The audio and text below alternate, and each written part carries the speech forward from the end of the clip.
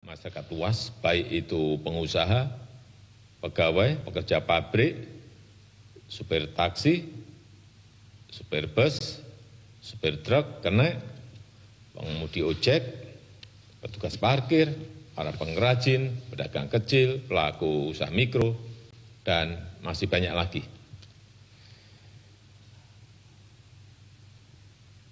Oleh sebab itu, pemerintah ingin memberikan perhatian besar dan memberikan prioritas utama untuk menjaga pemenuhan kebutuhan pokok masyarakat dan meningkatkan daya beli masyarakat di lapisan bawah.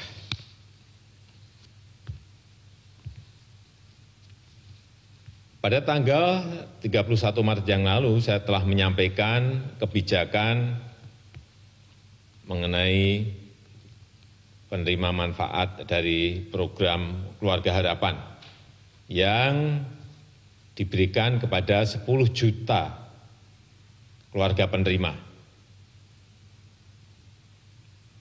Jumlahnya, total anggarannya adalah 37,4 triliun rupiah.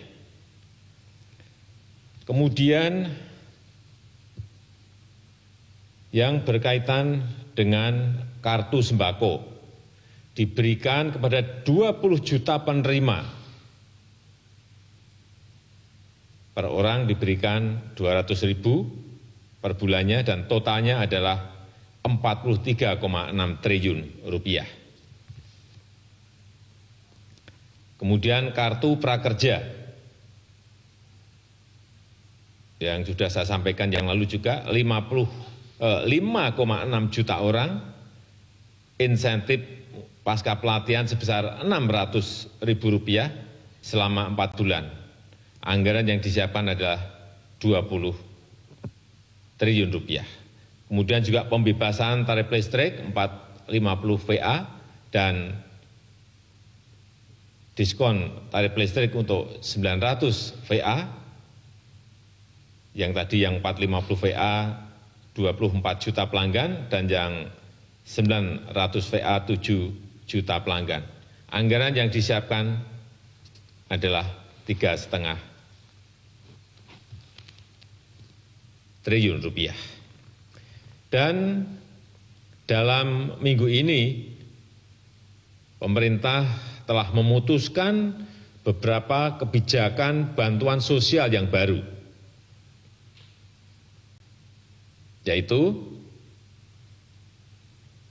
bantuan khusus bahan pokok sembako dari pemerintah pusat untuk masyarakat di DKI, dialokasikan untuk 2,6 juta jiwa atau 1,2 juta KK dengan besaran 600.000 per bulan selama 3 bulan. Anggaran yang dialokasikan 2,2 triliun. Kemudian bantuan sembako untuk wilayah Bogor, Depok, Tangerang, dan Bekasi diberikan kepada 1,6 juta jiwa atau 576.000 KK sebesar 600.000 per bulan selama 3 bulan dengan total anggaran 1 triliun rupiah. Untuk masyarakat di luar Jabodetabek akan diberikan bantuan sosial tunai kepada 9 juta KK yang tidak menerima bansos PKH maupun bansos sembako. Sekali lagi, kepada 9 juta KK sebesar 600.000 per bulan selama 3 bulan dan total anggaran yang disiapkan adalah 16,2 triliun rupiah. Kemudian juga sebagian dana desa juga segera dialokasikan untuk bantuan sosial di desa.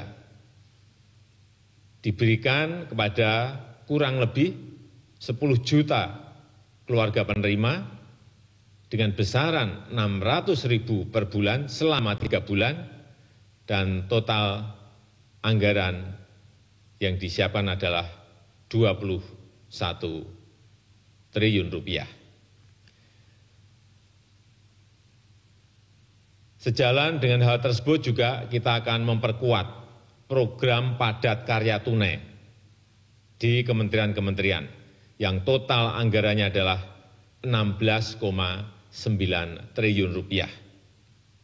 Ini nanti ada di Kementerian Desa dengan program padat karya tunai desa. Ini targetnya adalah 59.000 tenaga kerja. Kementerian PUPR dengan program padat karya tunai juga targetnya 530.000 tenaga kerja dengan total nilai kurang lebih 10,2 triliun rupiah. Kemudian di kementerian yang lain, Kementerian Pertanian, Kementerian Kelautan dan Perikanan, kemudian Kementerian Perhubungan.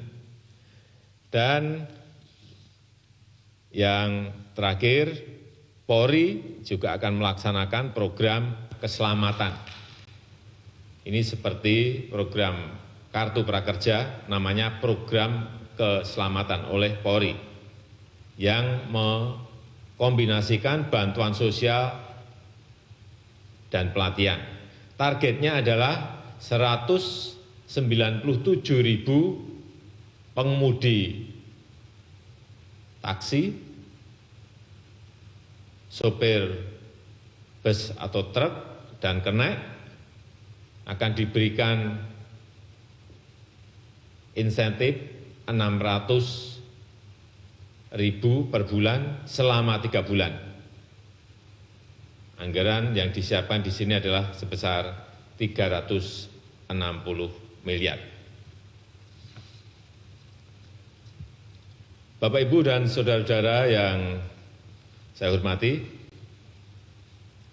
saya rasa itu yang bisa saya sampaikan pada kesempatan yang baik ini. Pemerintah akan terus berupaya untuk menyisir lagi anggaran-anggaran yang tersedia untuk menambah lagi bantuan sosial, memperluas peluang kerja bagi masyarakat di lapisan bawah untuk program padat karya. Kita harus sadar bahwa tantangan yang kita hadapi tidak mudah. Kita harus hadapi bersama-sama. Saya mengajak para pengusaha untuk berusaha keras mempertahankan para pekerjanya, dan saya mengajak semua pihak untuk peduli kepada masyarakat yang kurang mampu. Dengan bergotong royong secara nasional, kita bisa mempertahankan capaian pembangunan dan memanfaatkannya untuk lompatan kemajuan.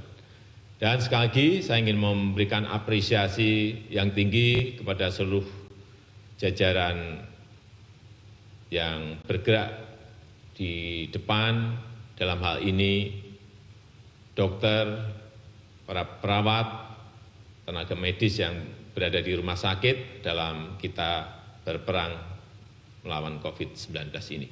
Saya memberikan apresiasi yang tinggi dan itu yang bisa saya sampaikan pada kesempatan yang baik ini.